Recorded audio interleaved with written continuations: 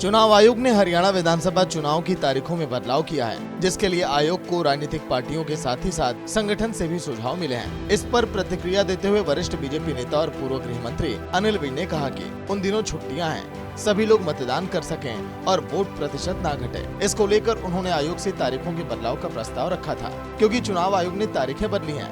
हम इसके आभारी हैं। इसी पर कांग्रेस पर निशाना साधते हुए विज ने कहा कि अगर कांग्रेस को नई तारीखें नहीं पसंद तो वो वोट करने ना जाए।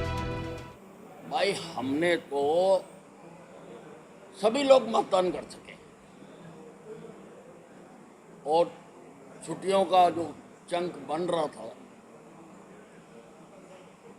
वो बाहर जाके परसेंटेज ना गिर जाए, हमने इसके लिए किया और चुनाव आयोग ने हमारी बात मानी है। हम चुनाव आयोग के बहुत आभारी हैं।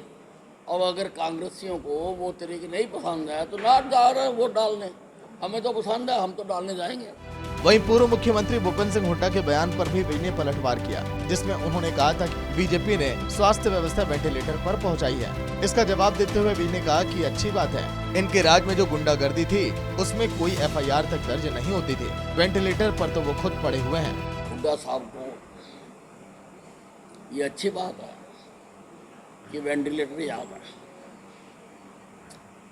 क्योंकि इनके राज में जो हालत थी,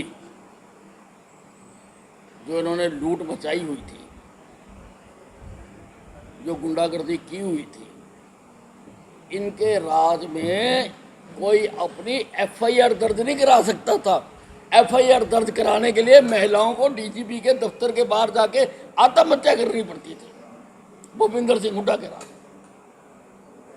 आज ये हमें वेंटिलेटर की याद दिला रहे, वेंटिलेटर पर तो ये पड़े हुए हैं। प्रदेश में चुनावी माहौल है और इसी चुनावी माहौल के बीच पक्ष विपक्ष के आरोप प्रत्यारोप भी सामने आ रहे हैं। इन आरोपों और बयानों के बाद जनता का फैसला भी देखना होगा कि हरियाणा में इस बार किस पार्टी को विधानसभा में बहुमत का जनादेश मिलता है। अंबाला से नरेश सैनी की रिपोर्ट, सूर्या समाचार। चुनाव आयोग ने हरियाणा विधानसभा चुनाव की तारीखों में बदलाव किया है, जिसके लिए आयोग को राजनीतिक पार्टियों के साथ ही साथ संगठन से भी सुझाव मिले हैं। इस पर प्रतिक्रिया देते हुए वरिष्ठ बीजेपी नेता और पूर्व गृह मंत्री अनिल विज ने कहा कि उन दिनों छुट्टियां हैं, सभी लोग मतदान कर सकें और वोट प्रतिशत ना घटे। इसको लेकर उन्होंने आयोग से तारीखों के बदलाव का प्रस्ताव रखा था, क्योंकि चुनाव आयोग ने तारीखें बदली हैं। हम इसके आभारी हैं। इसी पर कांग्रेस पर निशाना साधते हुए विज ने कहा कि अगर कांग्रेस को नई तारीखें नहीं पसंद तो वो वोट करने ना जाए। भाई हमने तो सभी लोग मतदान कर सके और छुट्टियों का जो चंक बन रहा था वो बाहर जाके परसेंटेज ना गिर जाए, हमने इसके लिए किया और चुनाव आयोग ने हमारी बात मानी है। हम चुनाव आयोग के बहुत आभारी हैं।